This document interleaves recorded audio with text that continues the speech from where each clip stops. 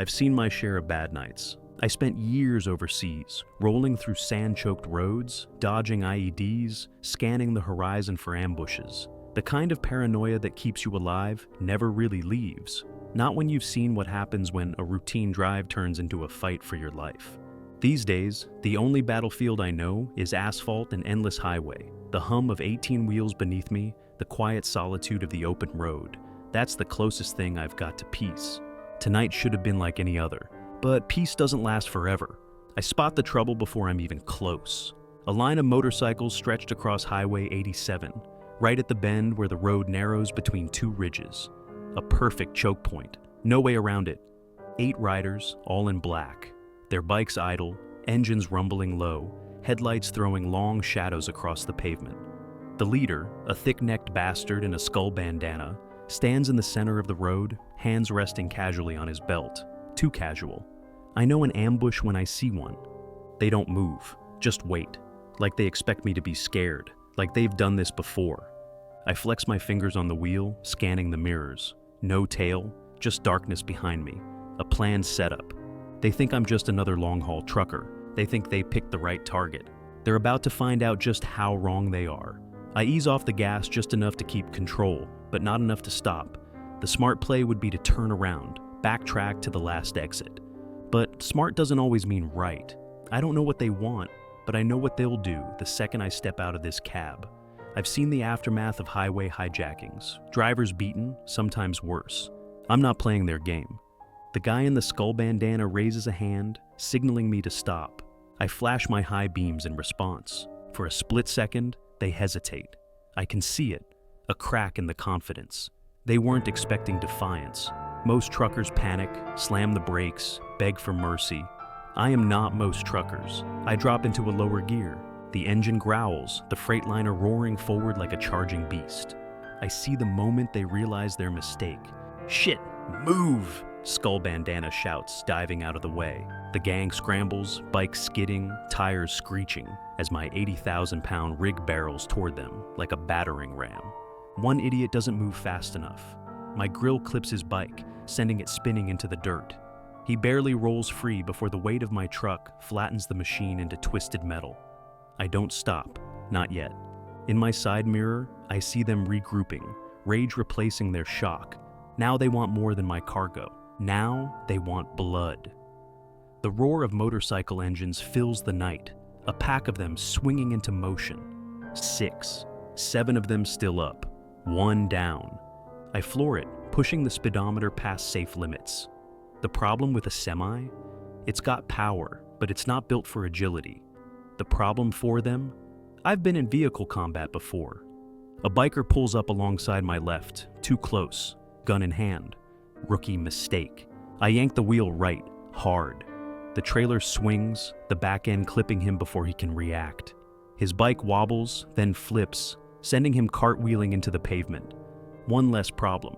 Miles of dark highway stretch ahead, but the gang isn't backing off. They split into 2 groups, some taking the shoulder, others cutting in behind me. They're flanking. My radio crackles to life. A deep, static-laced voice comes through.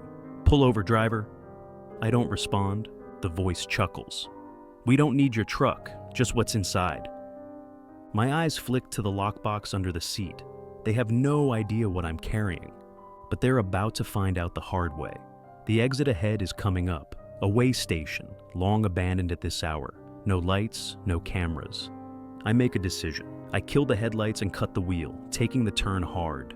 The rig skids, tires screaming, my entire body bracing as the trailer barely holds traction. The bikers overshoot it. I slam the brakes hard.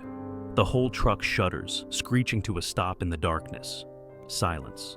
Just the ticking of the engine, the distant hum of approaching bikes turning back. I pop the door, stepping out onto the pavement, knife in one hand, tire iron in the other. The night air is thick with dust and gasoline. I can hear them revving up, circling back like wolves. A chuckle cuts through the dark, then footsteps. Skull bandana emerges from the shadows, gun at his side, grinning. "You're either brave or stupid, old man," he says, tilting his head. "But I'll give you this. You got balls." I roll my shoulders, loosening up. "You picked the wrong truck." He laughs. "That so?" He signals, and the others start creeping in. 7 men, all armed, all ready. I exhale slowly. They think they've already won. That's their second mistake. Their first, thinking I'd go down easy. Skull Bandana smirks, stepping forward, his boots crunching against the gravel. His gun is low, but I can tell he's itching to raise it. The other 6 spread out around me in a half circle, weapons flashing in the dim moonlight, knives, tire irons, and at least 2 more pistols. I exhale slowly. I've been outnumbered before. "Last chance, old man," Skull Bandana says, tilting his head. "You hand over the keys, and maybe we let you walk away." I tighten my grip on the tire iron. "You really think that's how this ends?" His smirk fades. "Have it your way." He lifts the gun, but I'm already moving. I don't wait. I charge forward, my boot slamming into his wrist. The gun fires, the shot goes wild, blasting into the night. I don't give him time to recover. I swing, the tire iron connects with his ribs, the dull crunch of metal against bone echoing in the darkness. He stumbles back, gasping. The others rush in, 2 from the left. I pivot, knife flashing. The first guy swings a crowbar at my head. I duck, slam my elbow into his gut, then drive my knife into his thigh. He screams, dropping to the pavement. The second guy lunges, big mistake.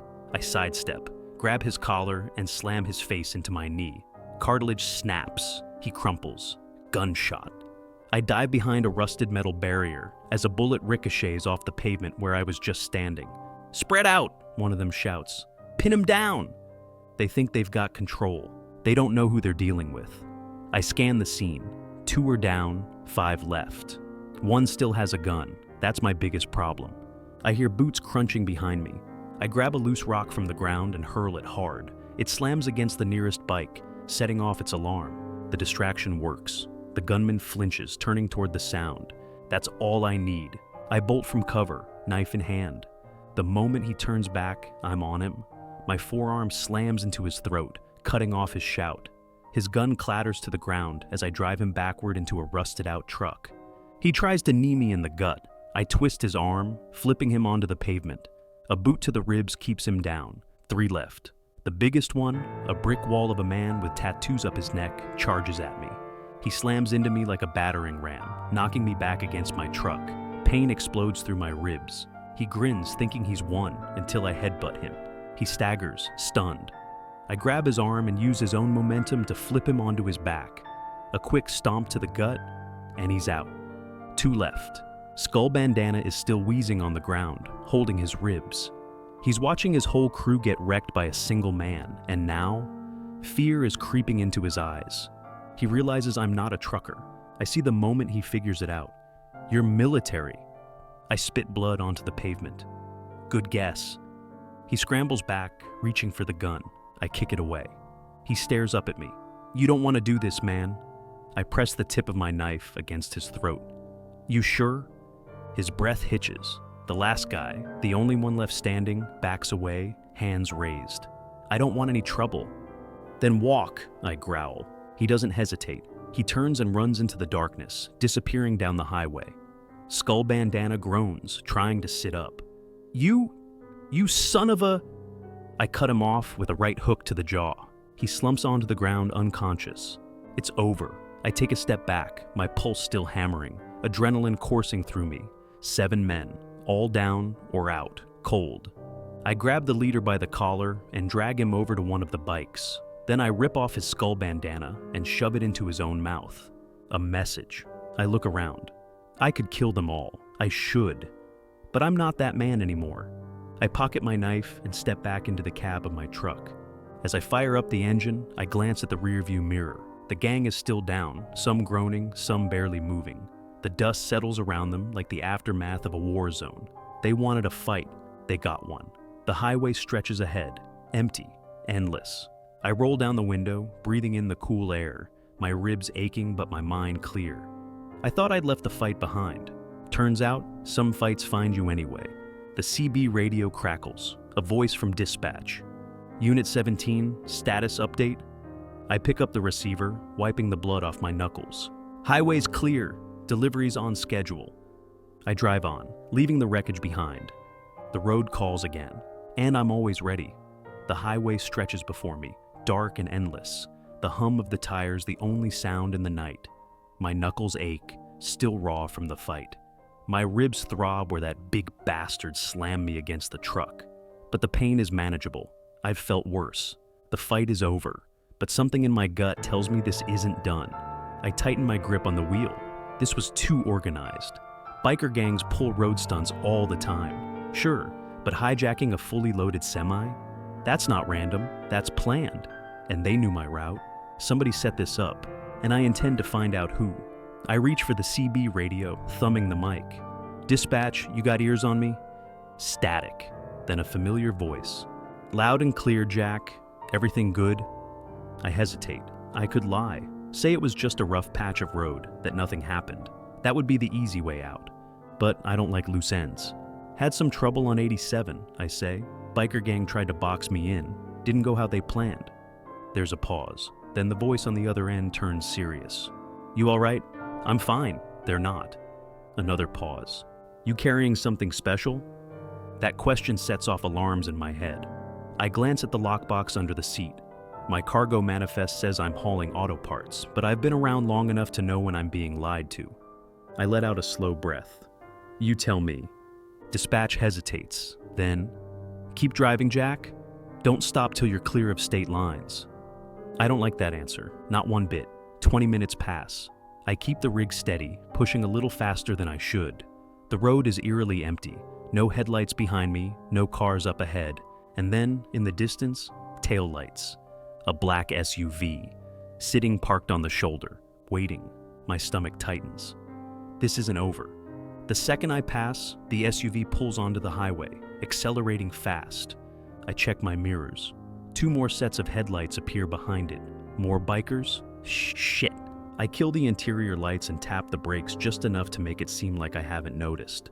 Play dumb. Let them think I'm still just some trucker trying to make it through the night. But my hands tighten on the wheel. I already know this is about the cargo. I just don't know why. The SUV pulls up beside me, rolling too close, too steady. The passenger window slides down. I get a quick glimpse. A man in a suit. Not a biker, not a gang member. Corporate, government, maybe. He lifts a hand and signals me to pull over. I don't. He flashes a gold badge. FBI? Private security? It doesn't matter. If they wanted to do this by the book, they wouldn't be rolling up on me in the middle of the desert. I press down on the gas. Behind me, the motorcycles spread out, positioning themselves. They're about to make their move. The SUV driver yanks his wheel toward me, trying to force me off the road. I counter, hard. The side of my rig clips the SUV, sending it spinning out into the dirt. 1 down. The bikers move in fast, guns flashing. They fire a warning shot, popping the side mirror clean off. No more playing nice. I jerk the wheel left, then right, sending the trailer whipping violently. The first biker doesn't react fast enough. The trailer smashes into his front wheel, sending him flying into the road. He hits hard and doesn't get up. Another biker pulls up on the right, too close to the guardrail. I wait for the right moment, then tap the brakes. He overcorrects. His bike wobbles, skids, and slams straight into the guardrail, flipping over it. 2 down. The last biker doesn't attack immediately.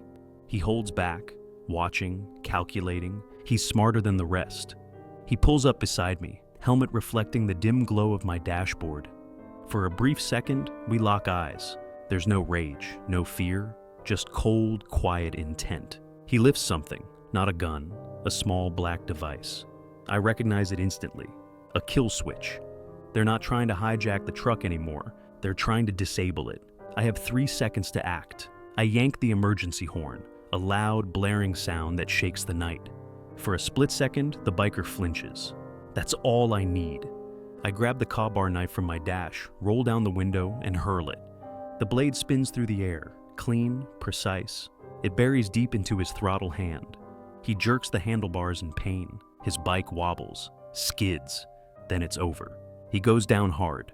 The last thing I see in the mirror is his body tumbling across the asphalt, rolling into the dark. And then, silence. I slow the truck just enough to regain control, heart hammering in my chest. No more headlights in my mirrors, no more pursuit. Whoever they were, they underestimated me. I roll my shoulders, breathing deep. My ribs ache, my hands sting from the fight, but I'm still rolling.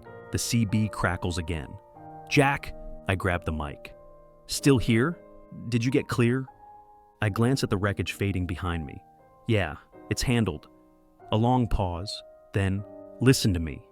You don't stop. Not for anything. Get to the drop point and don't look back. I stare at the CB, my jaw tightening. I want answers. Not over the radio, just keep moving. And Jack? Yeah? Whatever you do, don't open that damn lockbox. The signal cuts. I exhale, staring at the road ahead. The fight might be over, but something tells me this is just the beginning. The highway ahead is nothing but open road and darkness. But I know better than to think I'm in the clear.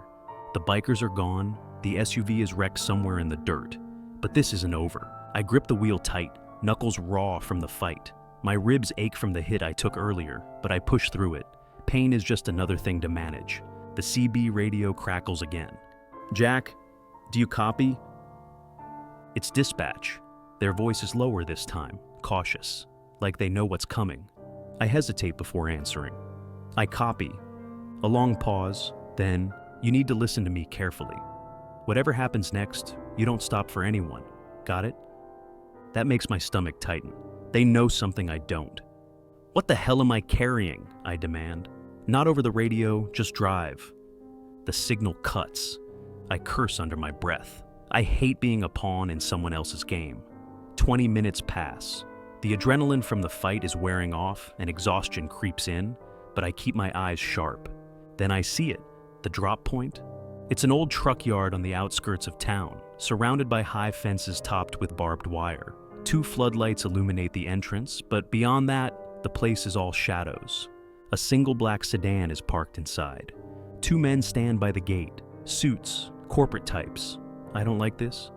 I slow the rig, rolling toward them, engine rumbling like a beast waking up. One of them steps forward, older, gray hair, sharp eyes. He lifts a hand, signaling me to stop. I don't. Not yet. I roll the window down just enough to hear him. You're late, he says flatly. Got held up, I reply. He glances at the truck, his expression unreadable. Did they get inside? I frown. The bikers? He nods. No, I say, not for lack of trying. His shoulders relax slightly. Good, then we don't have a problem. I exhale, rolling my neck. You want to tell me what the hell is in the back? A beat of silence. The second man shifts uncomfortably, glancing at the first. Gray hair sighs. We're on a schedule, driver. Open the trailer. I don't move. I don't open the back until I know what I'm hauling, I say. His eyes narrow. That's not how this works. I glance at the lockbox under my seat, the one dispatch warned me not to open. I have 2 choices, hand over the cargo and walk away, or get some goddamn answers.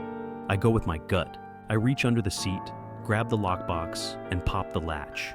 The lid creaks open.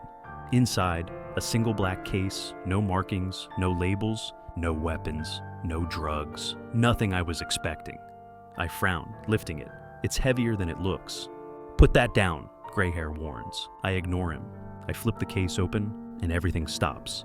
Inside the case is a hard drive, sleek, silver, and humming, faintly like it's still powered. Beside it, a stack of documents, classified, government seals, and at the very top, a photograph of me. I freeze. Gray hair exhales like he expected this. You shouldn't have done that.